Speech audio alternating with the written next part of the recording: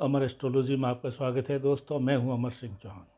आज हम चर्चा करेंगे एक ऐसे विषय पर जो हमारे एक फॉलोअर ने और अनेक मित्रों ने ये कहा है कि हमें कुंडली के माध्यम से ये बताएं कि क्या कभी हमें ऐसा धन मिल सकता है जिसके बारे में हमने कभी सोचा भी नहीं है। ऐसा धन दो तीन तरीके से मिलता है दोस्तों। या तो गड़ा हुआ धन पुराने मकान में, पैतृक मकान में, या विरासत में कोई अपने जो पिता या दादा विरासत में कुछ हमारे लिए छोड़ के गए हों जिसका हमें मालूम नहीं होता है। गड़े हुए धन के बारे में मालूम नहीं होता है।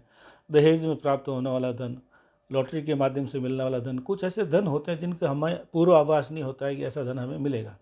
अचानक मिलता है और एकदम आपको ज़मीन से उठा करके ऊपर तक ले जाता है और अनएक्सपेक्टेड होता है, अप्रत्याशित धन जिसके बारे में हमें पहले मालूम ना हो।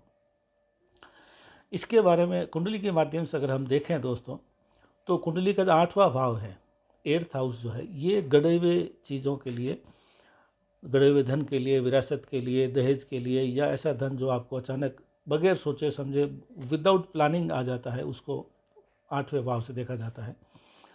और ये जो धन है कितना, कब, कैसे मिलेगा, इसके बारे में आज हम चर्चा करेंगे। 8वां भाव गुड मतलब गुप्त धन का है।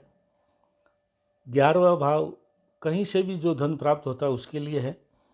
और दूसरा भाव जो है कुंडली का वो होता है पैतृक धन, विरासत में कुल कितना मिलेगा।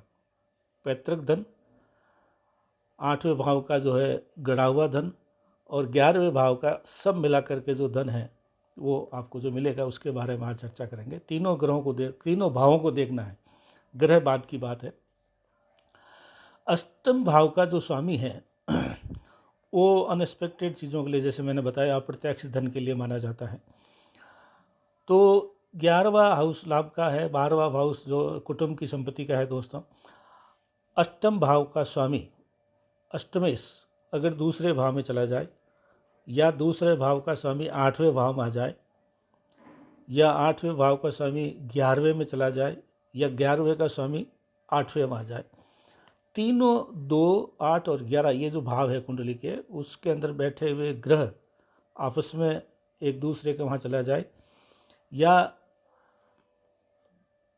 दो कोई मिलके एक जगह बैठ जाए, जैसे कि 11वां और 8वां मिलके एक जगह बैठ जाए, या दूसरा और 8वां मिलके एक जगह बैठ जाए, या 8वां और जो है दूसरा मिलके एक जगह बैठ जाए, 11वां और दूसरा एक जगह बैठ जाए, या तीनों ही एक जगह बैठ जाए। ये तीनों भावों के जो स्वामी हैं उनके लिए देखा जाएगा कि ये तीनों आपस में कहीं मिल रहे हैं क्या। और 8वें भाव में, दूसरे भाव में, 11वें भाव में अगर केंद्र के स्वामी या नवम के स्वामी बैठे हों, शुभ भाव बैठे हों, तो धन अच्छे रूप से मिलने के चांसेस रहते हैं। और अगर ये जो है दूसरे भाव, 8वें भाव और 11वें भाव का स्वामी भी अगर केंद्र में जाके 1, 7, 4, 7, 10 में बैठ जाए, या नवम और अष्टम में, भाग्य और पंचमेश में बैठ जाए, तो भी जो है धन मिलने के चांसेस रहते हैं दोस्तों। और अब हमें ये देखना है कि ये जो धन भाव और 8वां भाव जो है गड़ा हुआ धन के भाव, और 11वां जो है लाभ भाव, ये तीनों जो है वो अच्छे ग्रहों से दृष्ट हो, ग्रह बलवान हो, वक्री नहीं हो, अस्त नहीं हो, शत्रु ग्रह से दृष्ट नहीं हो, पापी ग्रह से राहु केतु या शनि वगैरह से युक्ति या दृष्टि न हो, और जो है अंश बल में अच्छे हों, तो तुलनात्मक रूप से धन कम ज़्यादा मिलेगा। अगर पापी ग्रह वगैरह की दृष्टि है तो आपको तुलनात्मक रूप से मिलेगा, लेकिन कम मिलेगा।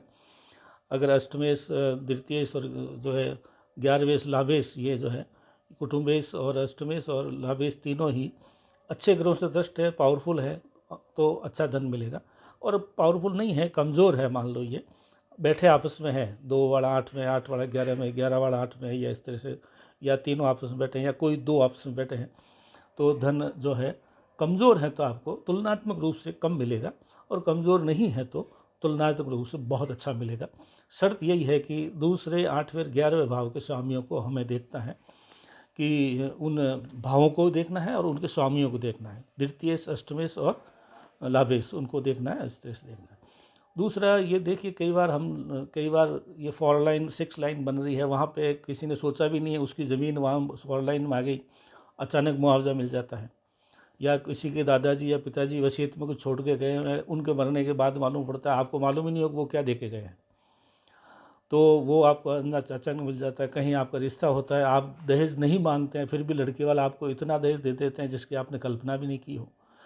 तो इस प्रकार से जो धन आता है, ये धन जो है गड़ा हुआ धन है, विरासत का धन है, दहेज का धन है, वसीयत का धन है, ये सब धन जो है अप्रत्याशित धनों की कैटेगरी में आता है।